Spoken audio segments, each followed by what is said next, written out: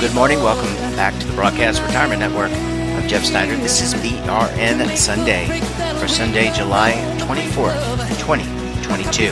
Thanks so much for joining us. Hope you had a great week. We've got members of the media, academia, and financial services standing by as we analyze all the news and information for this week. So sit back, relax, enjoy this episode of BRN Sunday.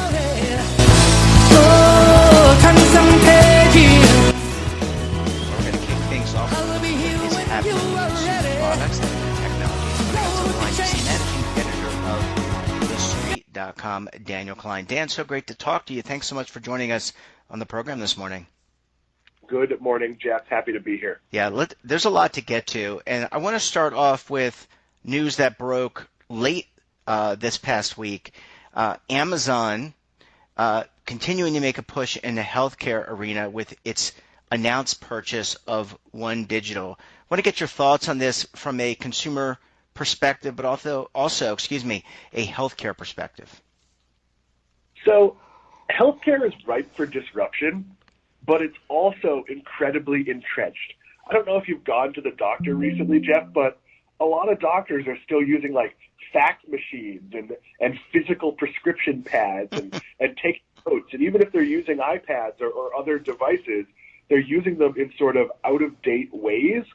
So this is not an easy field to disrupt. And Amazon has approached it in a couple of different directions. They, of course, bought their prescription drug service, which in theory can fill your prescriptions. And obviously Amazon has a huge distribution network, so that's something it can leverage. They've also tested sort of a hybrid model of healthcare where, there are some limitations with Teladoc. So you go to Teladoc, and they can't take your blood pressure. They can't take your temperature. There's a lot of things they can't do.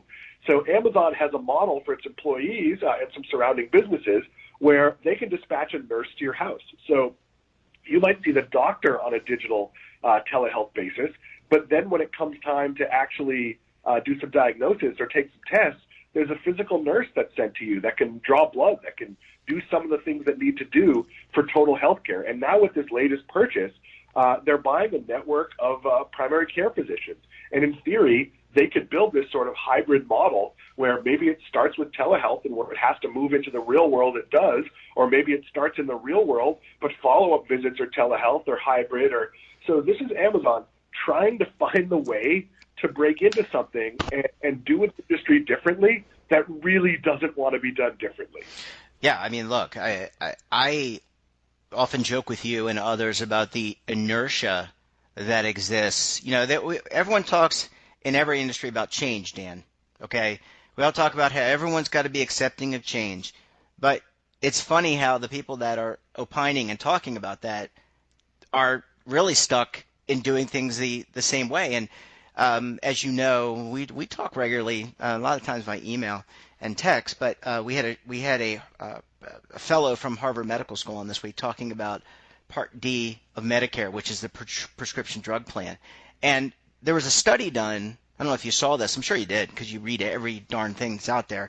There was a study done that there could have been billions of dollars saved had people had been directed to online pharmacies, places where they could get generic versions of the drug that they needed. And especially as you get older, right, your need for drugs get back. So this is an industry ripe for disruption.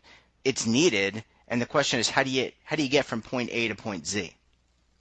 Yeah, everybody's nibbling at the edges. You've got Mark Cuban with his low-cost pharmacy online, where basically they identify drugs that a lot of people use and then essentially buy them in bulk and sell them back to people at a 20% markup. Well, as you might imagine, that's not a business the drug companies want. Like no. they if you were getting a premium on your products, if you were charging a premium, but here's the reality. Costco's been doing this, and Walmart through Sam's Club have been doing this for decades, and it really hasn't made a dent because there's a huge infrastructure built around things being really expensive. And I remember once, I think I've told you this story before, I went to the doctor. I knew I had strep throat. My wife had strep throat. I waited for 30 minutes. I saw a doctor or a nurse, maybe not even a doctor, for less than 2 minutes, and I got an itemized bill that was over $500. Now, my insurance paid for that, but there's no place in the world where 2 minutes of a nurse or doctor's time was worth $500. Like, they didn't give me a test. They took my word for it that my wife tested positive and just gave me the medicine I needed, which is fine, but it's a dumb system. Like telemedicine is some of that, where you pay just sort of a fixed fee for a doctor. But the reality is this just doesn't work the way you'd hope it would work. Yeah, there's a lot of really important work that has to be done. Dan, I have to think, and I want to move on to the next topic in a second, but for me, it's all about everything is about being a better consumer, whether it's buying healthcare, whether it's financial service products, whether it's just going and buying streaming, which we're going to get to in a minute. I think a big part of this disruption that needs to happen has to focus on that education, right? And making sure that people, regardless of their socioeconomic status, understand the basic tenets, for example, of buying health insurance, what questions to ask as a doctor. Those are things that I think we really need to focus on as well, because it's great that there's disruption, but if you don't know how to use it as an individual, what good is it?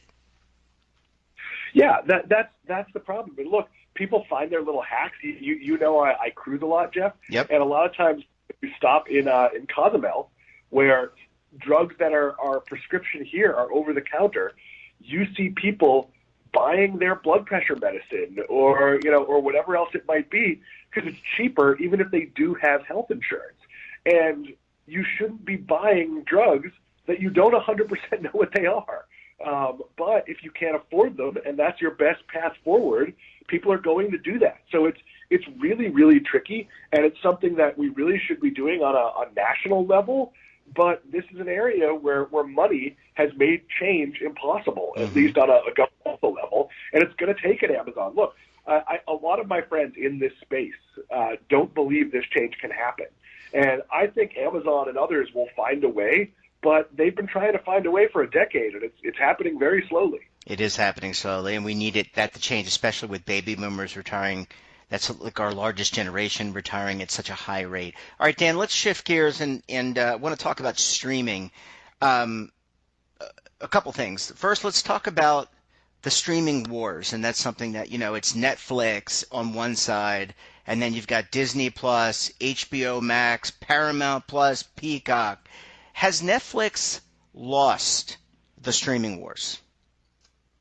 So they haven't lost, but they don't own good content. And that's, like, you may have noticed they're promoting their most expensive movie ever, The Gray Man. And who knows what it is, because it isn't based on anything I've ever heard of. And Disney could be like, hey, look, we've got Ant-Man 5 coming out, or they just came out with Thor. And it's a lot easier to promote Thor than it is to promote thing you've never heard of. There's a reason Amazon paid $1 billion for Lord of the Rings rights, or whatever they paid. That might be an overstatement.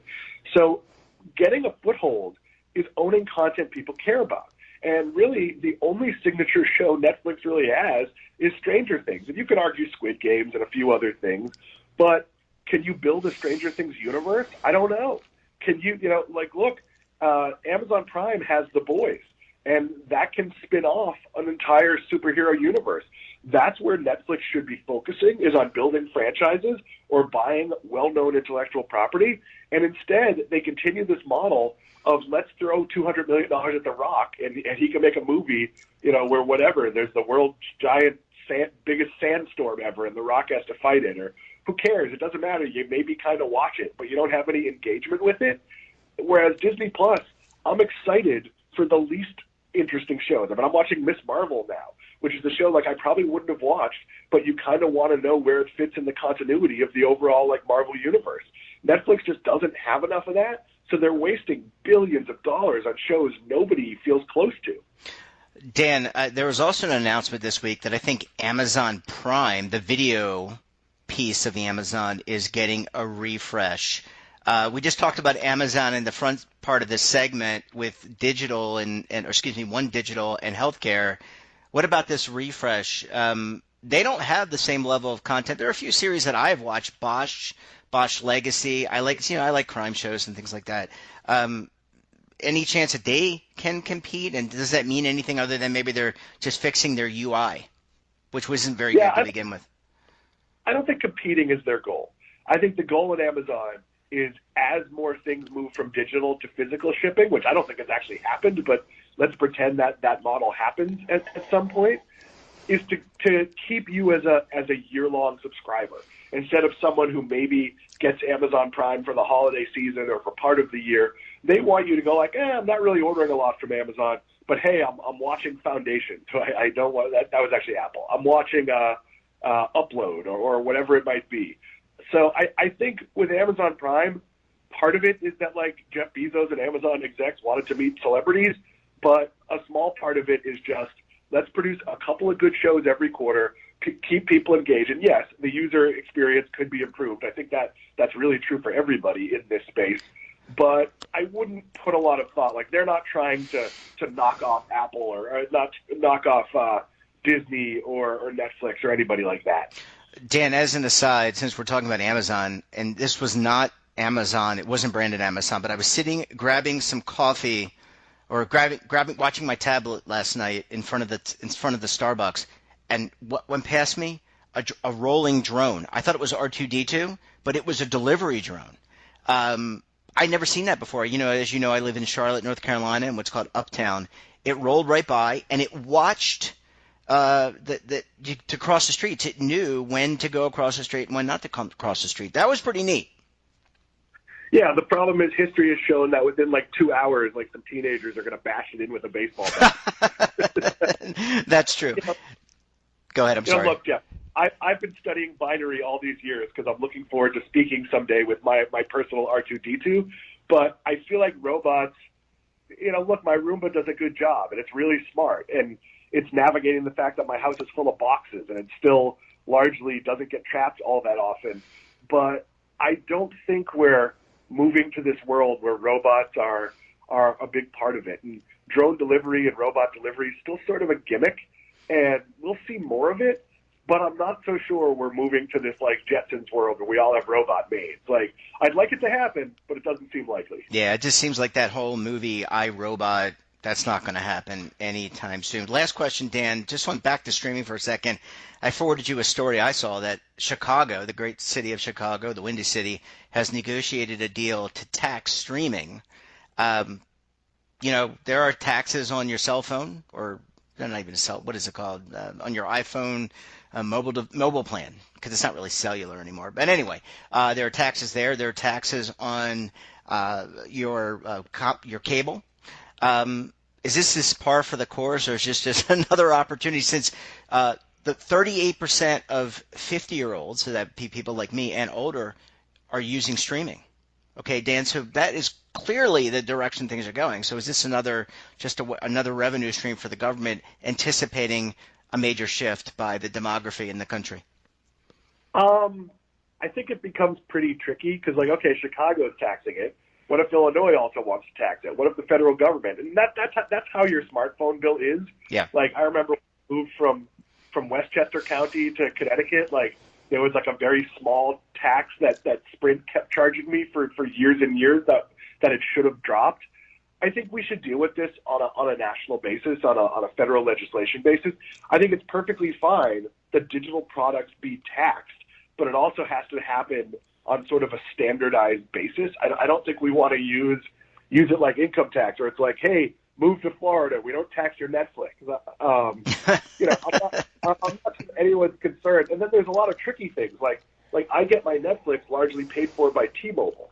Will T-Mobile pay that tax, or do I have to pay that tax? Like, it to me, it's absolutely something we should do. For a long time, the Amazons of the world, did not want to charge sales tax, and eventually that became a thing.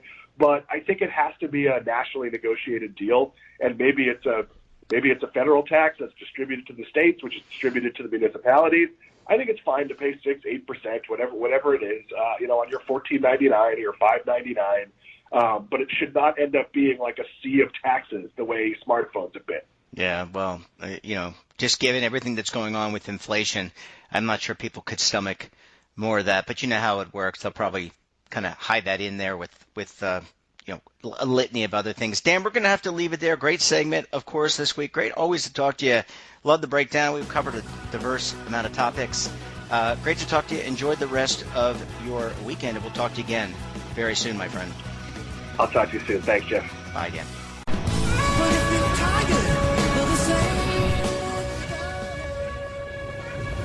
Imagine a new television network that will make you richer, healthier, and in control of your financial future.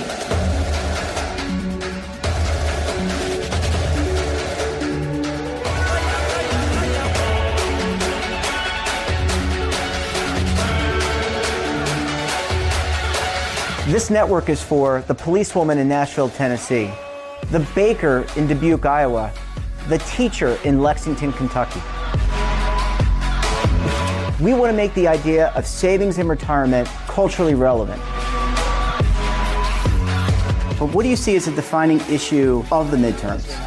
Especially for the smaller businesses. I mean, they are the lifeblood of the American economy.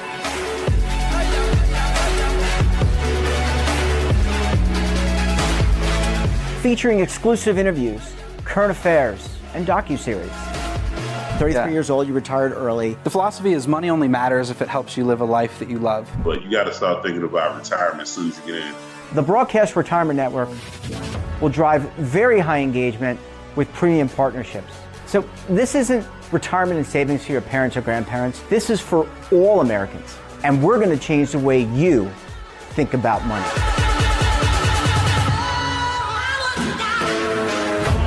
Welcome to the next frontier of retirement and savings. This is BRN, the Broadcast Retirement Network.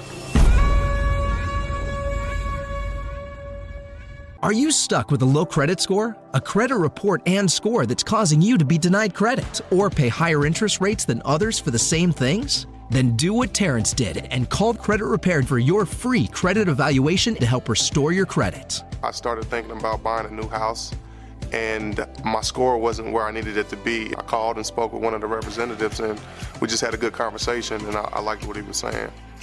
Just one call for his free credit evaluation was all it took to start back on the track to repairing his credit. I'm seeing the deletions, and I'm getting the report, so I know something's being done. It does make a difference to me. All it takes is one call to get started. Credit Repair has given me a second chance to have a better credit score. Don't let a low credit score hold you back another day. Do what Terrence did and make the call for your free credit evaluation. Call 800-819-4152. That's 800-819-4152. Again, 800-819-4152. Welcome back, and now we're going to shift gears and talk about what is happening on Capitol Hill, whether it comes to legislation, litigation, or regulation. Joining us on the line, you know them as the Legal Eagles, and they are back together again. David Levine, Kevin Walsh, both are principals with the Groom Law Group. They're an employee benefits law firm based in Washington, D.C. Gentlemen, so great to talk to you together. Thanks so much for joining us on the program this morning. Jeff, it's great to be here. Guess who's back? Back again. Guess who's back? Tell a friend. That's right. Which one of you is Slim Shady? Okay, we're not going to go there, and we appreciate you guys making time.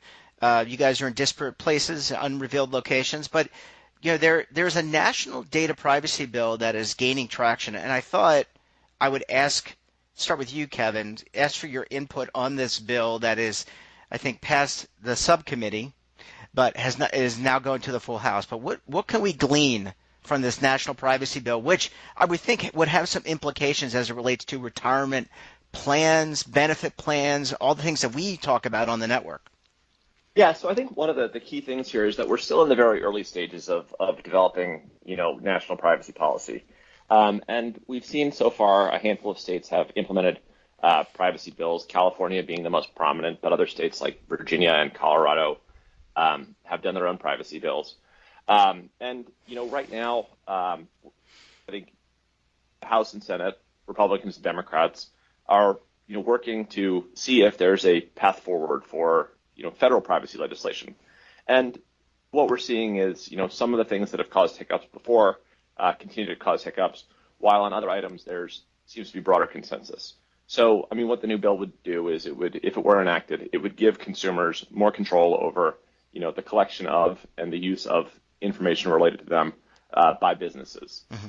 Now, where there's still some hiccups are issues like, how is it enforced? At the moment, the chair of the Senate committee would like to have a private right of action. The Senate Commerce Chairwoman, Maria Cantwell, if this bill is going to get passed, it would have to go through her committee.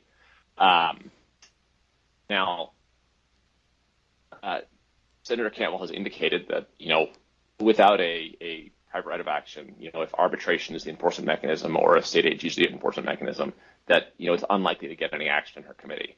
So what the House subcommittee did was they had a proposal that said, it would be 4 years before consumers can bring a lawsuit. They've dropped it to 2 years. On the other hand, in kind of a pull to Republicans, they added more robust arbitration language. So, that's an issue that, unless there's some changes, it's tough to see how this would get much traction in the Senate. Another key hangup, and this is one that's more of a Republican side hangup, is preemption. One thing we talk about is, a 50-state patchwork of privacy. And, federal legislation, one of the nice things about federal legislation is that it can impose a uniform standard across the country. Since California went first and some states have already gone, some of those states say, we've already gone, we would like our thing to last. So what we're seeing in the current House version is, a modified preemption provision, which would essentially allow states that have acted before this legislation moves to keep their standards, and then for the federal bill to preempt states that act after the bill became enacted. So in essence, we'd end up with 5 or 6 standards in the U.S. instead of 1 or 50 plus. It remains to be seen if that's a compromise that people like. There's still a fair amount of place to go with this. So it got out of committee, and it got out of committee with a 53-2 vote, which is, very significant. It shows bipartisan support. One of the catches of this, though, is that, a number of the folks who voted for it in committee have said that they would not support it on the floor, absent seeing, further changes. And, the tweaks go both ways. We've got, 2 Democratic reps who are on the committee who are worried that it would override California's bill. You've got Republican reps on the committee who are concerned about the enforcement provisions. Yeah, David, I want to bring you into the conversation, get your perspective, and Sure. Obviously this is an important topic for consumers, but there are a lot of interests here, both in the financial services community, technology, consumer advocates. I think everyone's got a dog in this fight. I wholeheartedly concur with that, and I think Kevin hit it really well. Threading the needle on getting this legislation through, given the who can enforce, preemption, pre-existing regulation, it's a lot of the same tensions that exist in other parts of the retirement industry, except for on a macro level, because there's so many more stakeholders. This is not just about our benefits industry, it's so much bigger. The example I use is, for those who followed all the Secure 2.0 travails, one of the things that we've run into a lot is, for instance, the idea of a mandate for everybody to offer a 401k plan, and the issue of state IRA plans and programs versus a federal mandate, who survives. Imagine taking that and blowing it far larger, and then who can actually enforce is a huge issue. And I agree with Kevin. I think this is going to have a challenging way of moving forward in the Senate. You never know, but at the same time, you can be surprised sometimes. So I think the fact that it's moving shows that there is an evolution, but I think we have a long way to go, Jeff, before we actually see this. Kevin, if you think I'm wrong, argue away, of course, because that's what we do. No, I think you're right. I think, we highlighted 2 of the obvious things that the 2 sides are disagreeing on. I think there's also the interplay of a federal bill and, that we do have a patchwork already of, GLBA and HIPAA and other federal rules that relate to privacy in certain areas.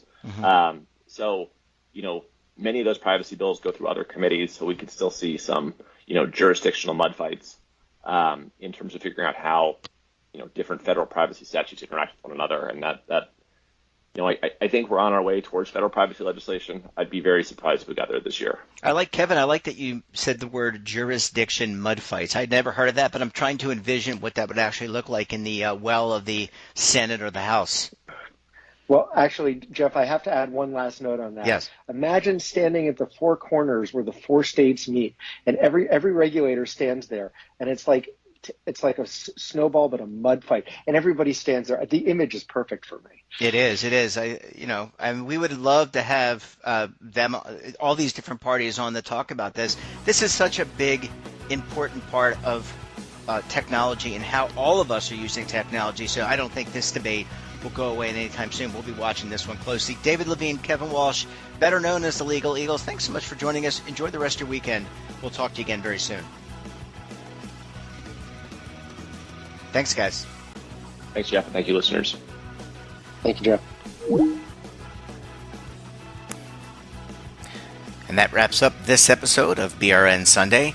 Have a topic of interest, someone you think we should talk to, and drop us a line. And don't forget, for all the latest curated news in lifestyle, wellness, finance, tech, so much more in all in one place, check out today's edition of our daily newsletter, The Morning Pulse. Want to search our archives, check out our latest content? Well, visit our website and our streaming partners. We're back again tomorrow for another edition of BRN AM. Until then, I'm Jeff Snyder. Stay safe, keep on saving, and don't forget, roll with the changes.